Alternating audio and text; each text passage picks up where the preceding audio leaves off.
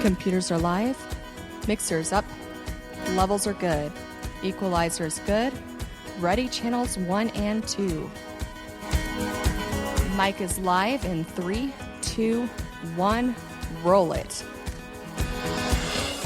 Welcome, listeners, to the My Practice, My Business podcast, where we teach dentists and their teams how to reclaim forgotten profitability in dentistry with our clinical business of dentistry training.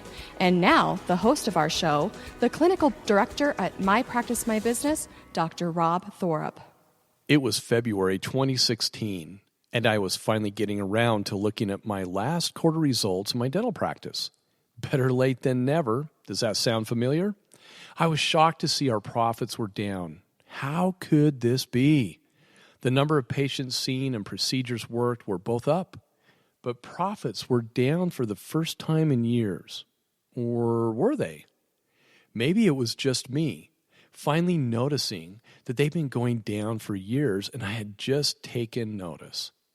They were going down so slowly that I actually hadn't seen them go down until now. It was time to dig a little deeper and learn why.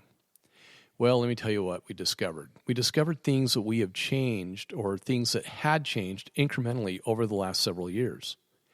The first thing was several of the major insurance players have been decreasing reimbursements on our primary procedures by a few dollars each year. 2, our lab fees have been going up over the last few years. 3, our supply bill has increased over the last 3 years. 4, other small increases have occurred with several of our vendors over the last 2 to 3 years. Wow! How did I, Dr. Rob, who teaches other dentists and their teams the clinical business of dentistry, lose track of my own practice?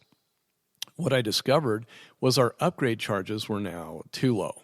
Simple fix, right? I can just increase them, no big deal. How ironic was it for me to see how small changes can not only lead to significant increases in practice revenue, but they can also lead to significant losses when the above 4 points are not closely monitored.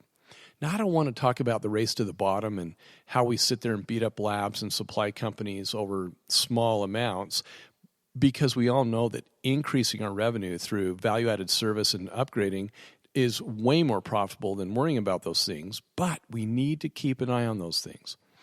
If you take PPO plans in your practice, you need to run a simple business protocol. Every practice has their top 20. The top 20 procedures you commonly do on a monthly basis, like crowns, root canals, fillings. Place them on a spreadsheet or simply write them down on a piece of paper with their associated CDT codes in one column. Next to those CDT codes, write down the related fee-for-service pricing. And next, pick 3 to 5 of your favorite PPO plans. Place them at the top of each new column, and then write down the fees you are contracted with on each one of the top 20 procedures you perform. It's like a spreadsheet, just looking at your CDT codes and the descriptions and what your fee-for-service fees are on each of those codes. Then you're going to just take and write down the fees that you're reimbursed on with 3 to 5 of your favorite insurance companies. Now for the scary part. Divide that contracted fee into your fee-for-service fee and see what percent that is. Or more importantly, look at the reciprocal. See what percentage you are writing off. If your overhead is around 65 to 70%, you're writing off 40% or more. Is there a problem with that? I think there is. I was reading an article in one of our dental publications that was written by a dentist whom I shall leave nameless. The article was on managed care in our dental practices. One of the topics was on the purpose of managed care. The author spoke on PPO plans and how they strive to achieve cost reduction in their systems. Sound familiar? He went on to say how PPO plans offer, quote, innovative economic incentives to their patients and providers to encourage them to select less costly forms of care, end quote. I don't know about you, but I would rather not choose the least cost alternative when it comes to my care. That's like being in the aviation industry and choosing the least expensive part that needs to be replaced in that aircraft that's got you at flight level 320, screaming at 500 miles an hour, headed towards wherever. That flies in the face of what the average middle market consumer typically chooses when it comes to things that are emotionally important to them, such as their oral health care. He termed this, quote, utilization management, unquote, and how, quote, there is a need to engage in effective utilization management in order to prevent unnecessary treatment, end quote. And one more quote here.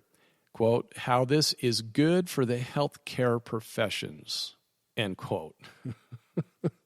You're probably dying right now, just like me. And then he topped it off with the need to create a reimbursement system that is tied to outcomes. Let me define what the term outcomes means or what he meant them to be. Outcomes are those dental needs that are at the very basic form and how they can be delivered at the least amount of expense. It's a business system that would absolutely take us back to silver fillings, crooked teeth, and controlled choice for the consumer. Yep, you think I'm kidding, don't you? I'm not. This is what insurance companies really want. And this is what socialized medicine strives for. And this is what the author was advocating as not a bad idea. That's unfortunate. Free market systems work best. We all know that. Let's think about this for a minute. Before I go into that, I mean, the free market systems in medical, we always hear how wonderful the Canadian medical system is. And I have family from Canada. But why is it that they're lined up to receive many types of procedures, and many of them come to the U.S. to receive care? That's just a fact. I'm not trying to create an argument here. It's just an interesting perspective to look at.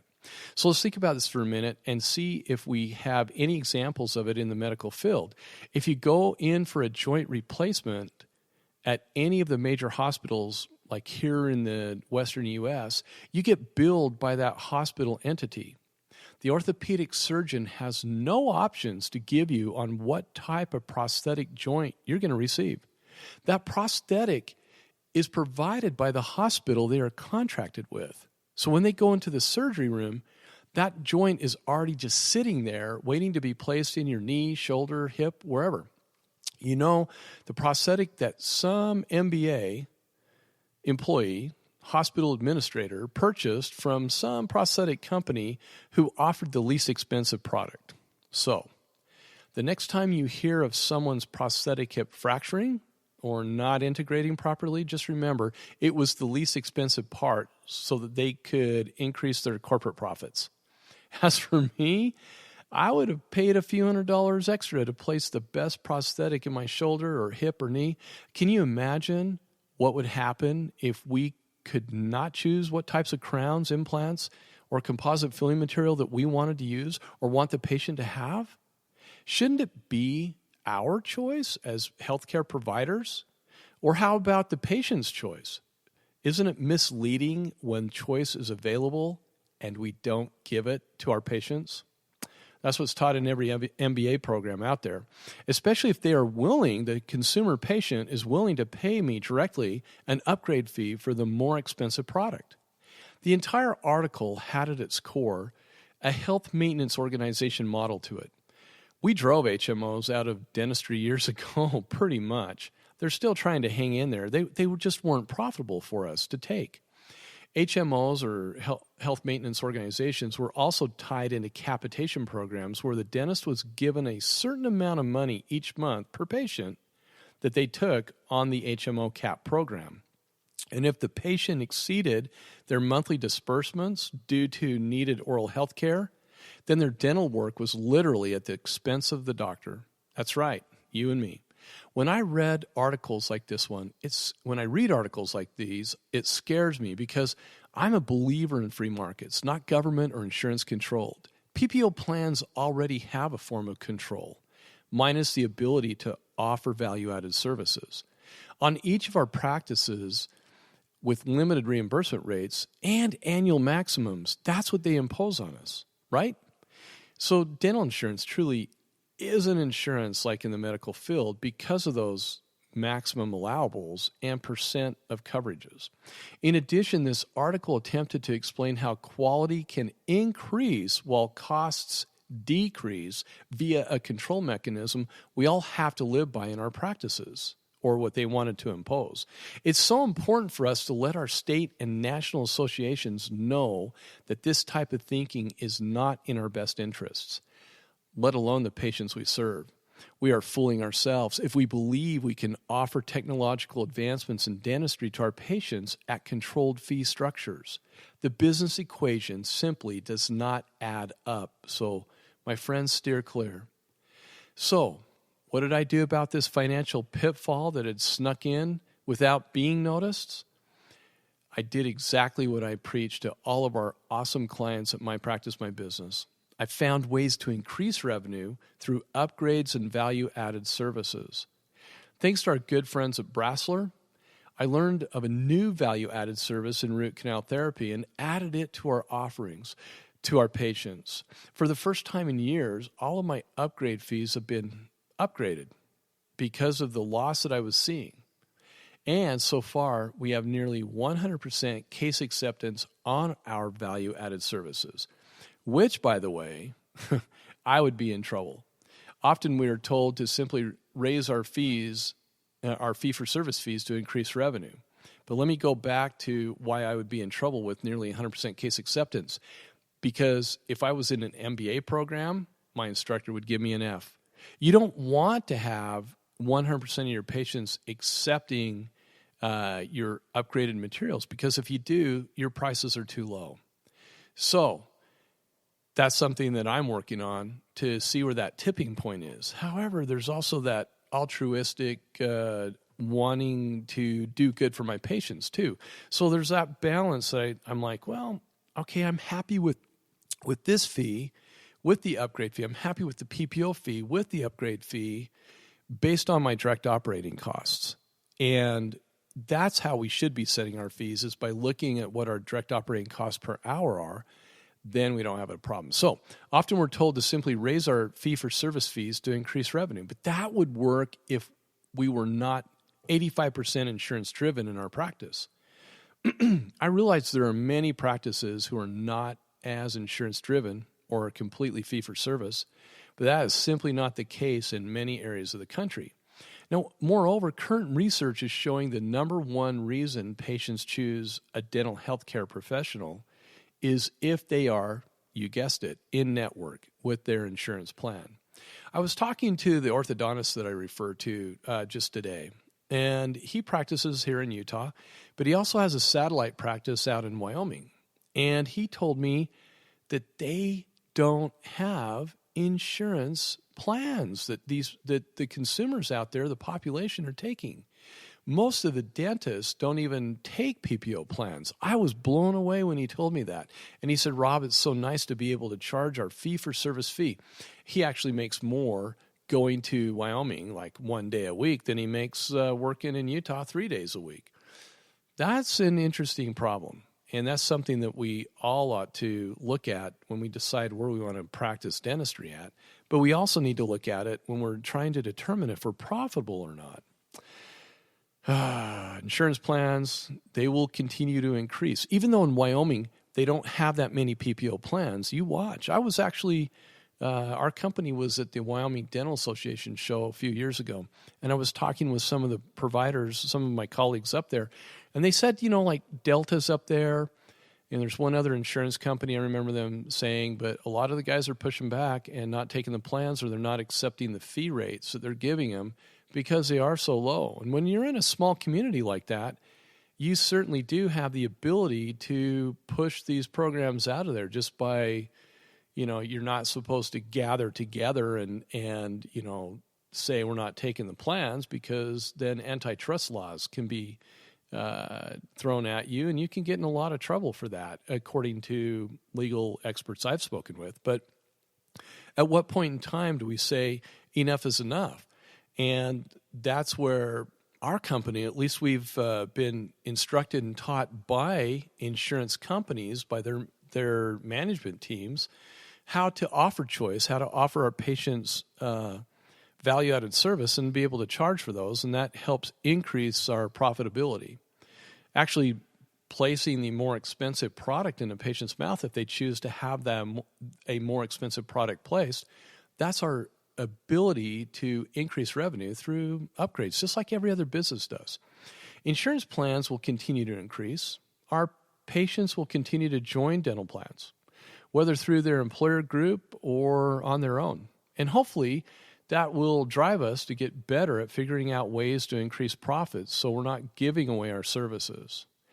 And in My Practice, My Business, we have many of the answers to help offset the losses incurred by taking insurance plans and having the ability to help you be more profitable on your non-insured patients. You ought to just give us a call for details. We're happy to teach and train, and we oftentimes give introductory courses that at least give you the idea. Many have said, oh my gosh, it's illegal. You can't do this. Well, my goodness, people, when I personally have recorded conversations with insurance companies, even video conversations with them, and they're the ones teaching us how to do this, I don't think it's illegal. And offering value-added service, remember, insurance companies cannot come between the doctor-patient relationship. And when you buy expensive technology, you're not the one that's supposed to be paying for it. That should be passed on to the patient in one form or another. Most importantly, keep an eye on your numbers. Watch your top 30 procedures and track insurance reimbursements from year to year. I didn't say ear to ear. I said year to year. But you need to be using that tool between your ears, your brain, and make sure you're tracking and looking at your numbers on a constant basis. If they decrease their reimbursement fees on your top procedures, you have to recapture it somewhere else. Use My Dental Docs and My Dental Staffs to help educate your patients and to watch your numbers and increase case acceptance, to track your business success, promote oral health care, and prevent lost revenue. Those are the things which we teach and train on here at My Practice, My Business. And watching those numbers and being able to do something about them when they get to the point where you're doing procedures in the red and you're not profitable on them, that's what you have to keep an eye on, and that's why you have to make those changes. Insurance companies, which a lot of you don't know, like the major players, they actually have multiple fee schedules. And every 2 years, you need to write and ask to be raised or given a new fee schedule to increase your revenue. Oftentimes, we've seen these pay raises only increase by a few dollars in most procedures. Like a crown might go up $20, $30, but that's $20 to $30 more than you were receiving before. I challenge all of you. Get out there, study the CDT code book, read what those codes mean. Don't believe everything that you hear, well, from me, challenge it, but don't believe the things you hear from a lot of the consultants out there, and don't believe a lot of the things that maybe your office manager might have been told. A lot of falsehoods are presented out there. Simply look for the truth. Call the insurance companies.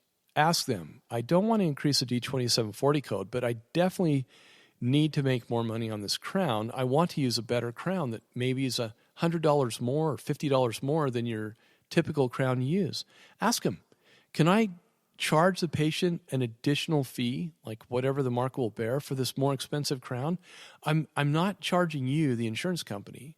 The patient is responsible for that additional charge. Can I do that? Can I increase can I increase maybe a code that I create or that represents that, or can I just use a 2999 code? Have that conversation with the insurance companies and see what the answer is. That's my challenge to all of you. You have to ask the right questions, though. Keep asking the right questions. They term it a cosmetic upgrade, and they also term it a value-added service. I was talking to our general manager, Tracy, just the other day, and she was with one of our office managers down in Utah County, and they actually made that phone call to one of the major insurance players that they took, and that office manager's jaw about dropped on the ground when she heard the person on the other line from the insurance company say, of course you can charge an additional fee where there's a differential in cost of goods or differential in the quality of the material that you're using. Make that call and watch your profits increase. Thank you so much for tuning into the My Practice, My Business podcast. You can find additional podcasts you may have missed that will help you with your dental practice at Apple iTunes Podcasts. And remember to become a subscriber to our podcast. Many of you have asked how to help support the My Practice, My Business podcast. If you have enjoyed the program and information you received today, the best way to help is to leave us a 5-star review. Thanks again for allowing us to be a part of your day.